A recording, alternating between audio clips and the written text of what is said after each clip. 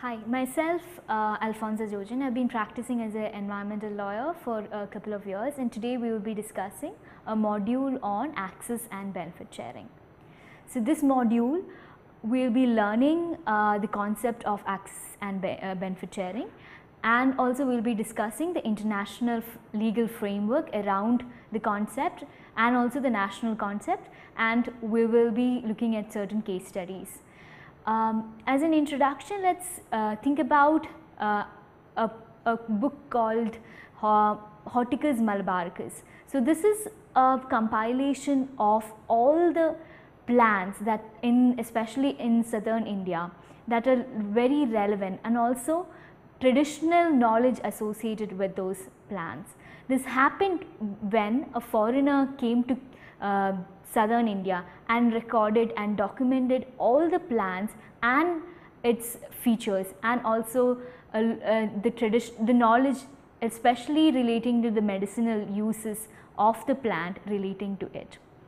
So this was the scenario once happened, but what happened is we have adopted a convention called Convention on Biological Diversity, which kind of stipulates that or reaffirms the concept of sovereign rights of states over their biological resources, and it stipulates that access to biological resources will be determined by the nations and in accordance with the national law. So what happened with that particular convention is that now if anyone wants, especially a foreigner, wants to collect a plant or an animal or any biological resources, which is also defined in Convention on Biological Diversity, if they want to come and collect that particular biological resources, then they have to comply with a certain set of regulations. And these regulations are mainly used because there's been a misappropriation of the traditional knowledge and also the traditional knowledge associated with the biological resource, and also using this particular biological resources which has originated in these particular countries and which have been conserved by the state and the communities for centuries. And what happened was a lot of states, especially economically richer state, used to convert this biological resources into commercially viable products and sell it in the market, and won't share the benefits that are from these particular products to the people who have been traditionally conserving these biological resources, or to the people who had traditional knowledge related to these biological resources.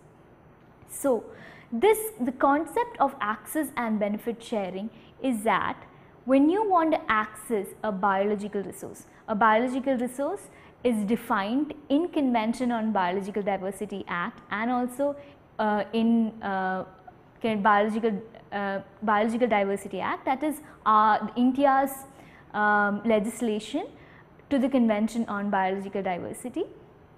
And this has been defined as plants, animals, microorganisms, their genetic resource, and very widely it has been defined. So this particular concept says that when you want to access this biological resource, a biological resource belonging to a particular country, then you need to comply with the legislations around that particular biological resources in that country, and you have to get a lot of permission from them. So this is what, and that the concept of access to biological resources. Now what is benefit sharing?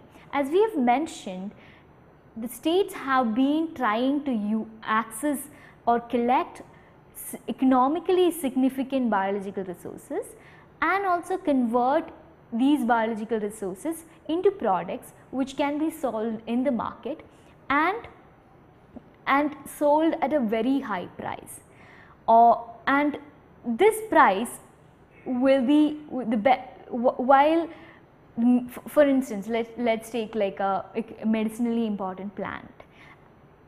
A lot of communities might have been involved in conservation of this medicinally important plant.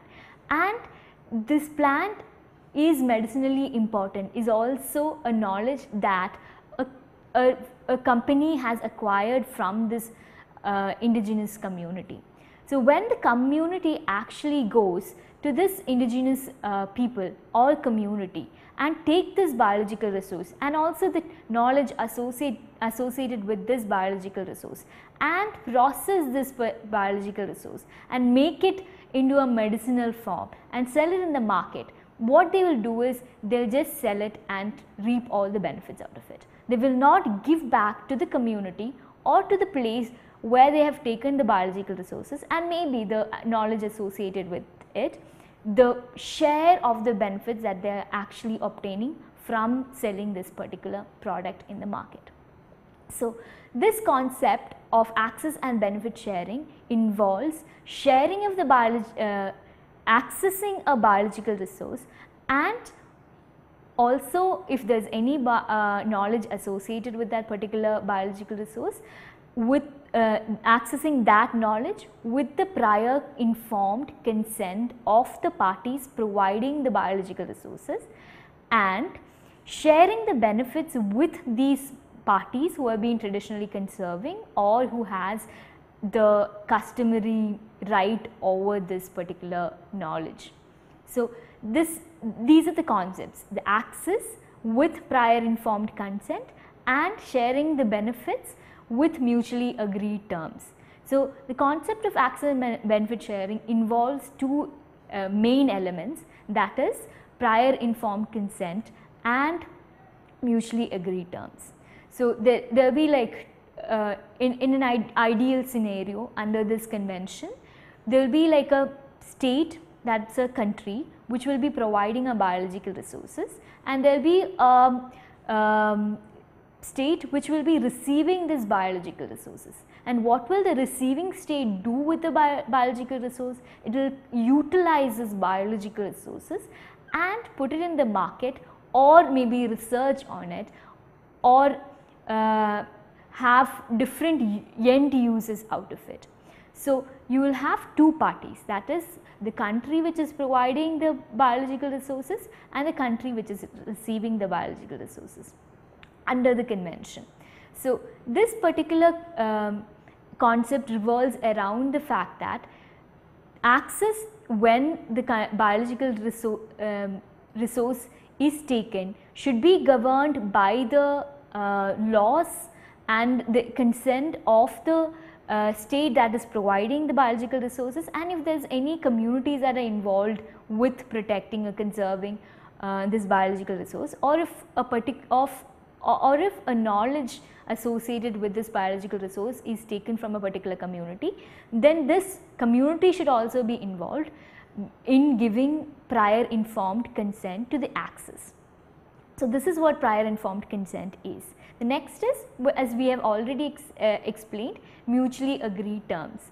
So, when you access this biological resource, you will be giving a consent saying that yes, you can take the biological resource, you can also take, or like utilize the traditional knowledge or the knowledge that I have with this particular biological resource, and utilize that knowledge and make a completely new maybe like knowledge which can be patentable, or an invention which can be patentable, or a product that can be sold in the market.